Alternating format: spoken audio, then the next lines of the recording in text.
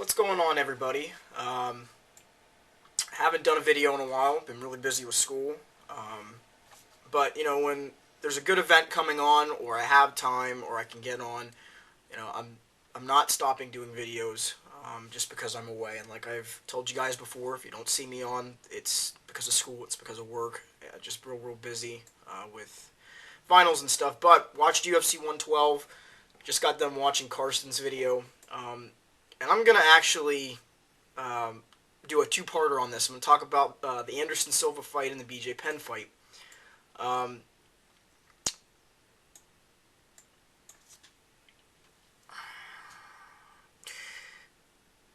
it's funny because I was saying this earlier I was talking to my dad about this fight, and I told him that hell must have frozen over if I would ever in any day agree with Dana White. I've agreed with Dana White in the past. Do I like the person? Do I like the guy that runs the UFC? Do I like Dana White, the way that he acts towards fighters? No.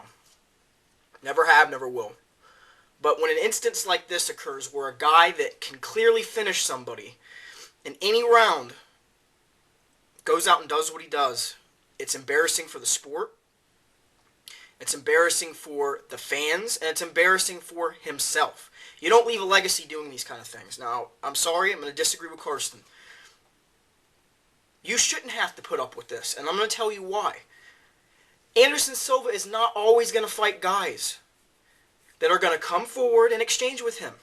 He's not always going to be able to counter. He's not always going to be able to be the guy that looks amazing like he did against Forrest Griffin or James Irvin. He's going to run into guys that have game plans like Demian Maia that want to keep the fight at his pace where he can try to get it down. This is where Anderson Silva, if he is as good as he is, which he is, there's no excuse, he should be going in there and dictating what happens, and he's not. He's fooling around. He's disrespecting his opponents. He's disrespecting himself. He's disrespecting the organization in its whole meaning, and he's disrespecting the sport of MMA by doing this stuff. You can't expect new fans coming in to watch MMA to put up with this, and that's the problem that I have with this. Yeah, it's all well and good to tell somebody don't pay for it, but it's not cool when you're trying to get the sport to grow. We want to see people to enjoy what MMA is, and you've got this foolishness going on.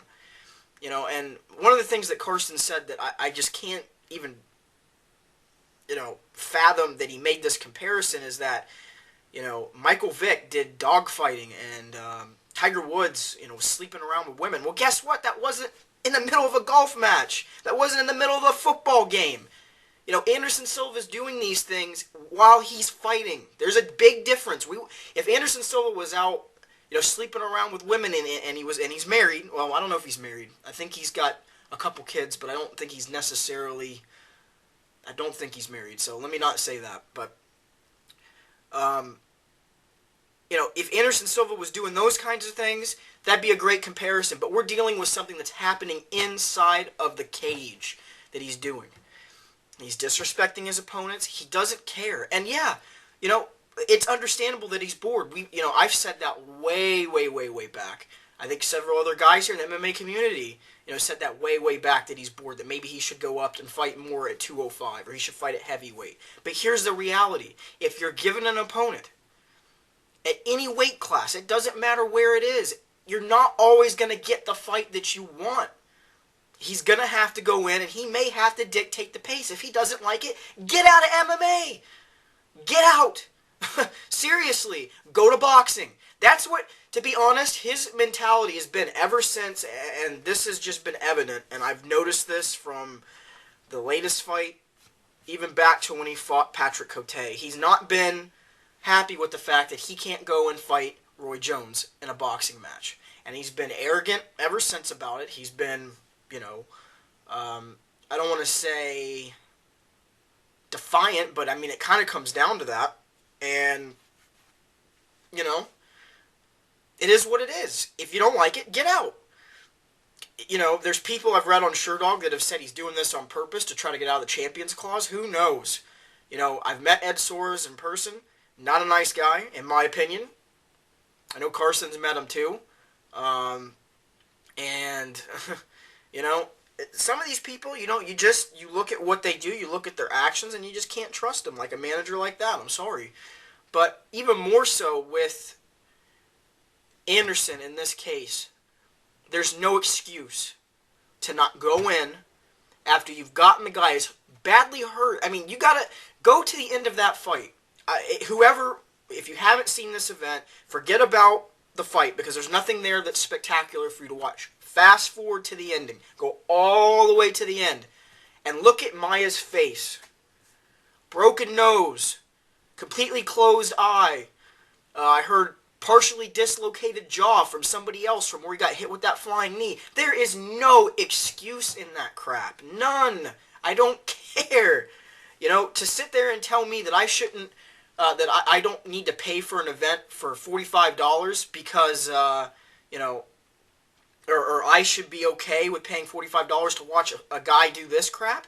No. Not when it's not good for the sport of MMA, not when he can finish fights, and not when I know that he can, you know, understand and fathom that he's not always going to get the opponents that he wants. He's not always going to have those kind of matchups. Was it stupid matching up Demian Maia versus Anderson Silva? Is he the best middleweight in that division? No, not in my opinion. That shouldn't have been the fight that they made. But they made it, and it is what it is. It's a classic grappler versus striker, you know, matchup. Was it a stupid matchup? Was it bound to look like the Talos latest fight? Yeah. I kind of saw this coming from a mile away, but it's still no excuse. There's no reason he can't go out and finish that fight. If he doesn't like that, if he doesn't want to fight these kind of opponents and make the fight when the other opponent won't come forward, when they have their own game plan, which that's what fighters do, they have game plans, then guess what? Get out of MMA. Go find some way to get out of your contract, however you have to do it, Anderson. I'm talking to you right now. Get out of your contract and go to boxing. Don't stay around anymore. I don't want to see this anymore. This is what I'm saying when hell freezes over. I can't blame Dana White. Was it right that he went over into the corner, you know, and was talking to Ed Soares? Oh no, I can't disagree with you there. If it would have been any athletic commission anywhere in the United States, you know, that's a no-no for a promoter. Your ass gets fined and you get taken before the commission. So that part of it, no, I don't agree with. Him walking out and him making comments about it, you got to understand that, you know, this organization's trying to go across the world. While we don't agree with Dana White, the UFC is still the UFC. They're trying to branch out to different areas in the world. And to have this type of showing in Abu Dhabi, when you've got partners that pay 10% for the UFC, and you got fans over there, not good. Not good for business. So pretty much all I got to say about this is Anderson Silva, step up or get out. It's simple as that. I don't agree with what I just watched with what Karsten said, and it's a friendly disagreement. I had to make a video after I watched this, only because that mentality is just, if that's how we're going to be, we need to do that with all fighters. And guess what? Then we'll never be watching MMA. Because there's guys that do foolishness all the time.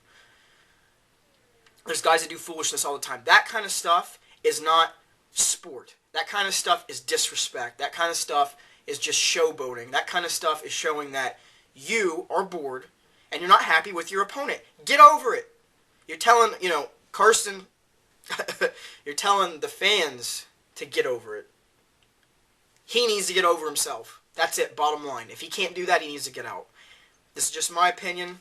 I watched the video. I had to make a response about it. And I'm going to talk about the BJ Penn thing aside from what Karsten talked about in the next part of this video. So stay tuned.